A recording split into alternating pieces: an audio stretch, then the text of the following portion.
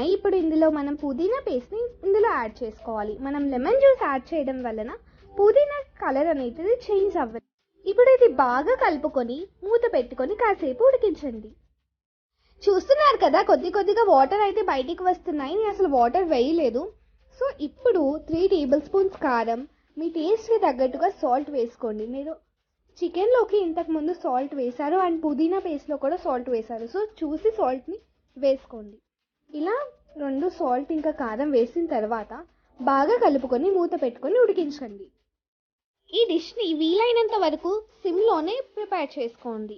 ఇప్పుడు ఇలా ఉడికించిన చికెన్లో 2 టేబుల్ స్పూన్స్ పెరుగుని కూడా వేసి బాగా కలుపుకొని మూత పెట్టండి. కాసేపు బాగా కుక్ అవుతుంది కదా చికెన్. ఈ టైంలో మనము 1 కప్ వరకు వాటర్ వేసుకోవాలి. నేను మిక్సీ జార్లోనే వాటర్ కొద్దిగా వేసి అవి వాటర్ ఇందులో యాడ్ చేశాను.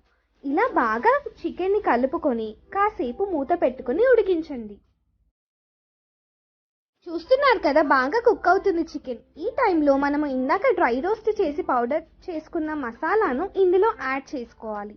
ఇలా యాడ్ చేసుకొని బాగా కలుపుకొని కాసేపు మూత పెట్టుకొని ఉడికించండి.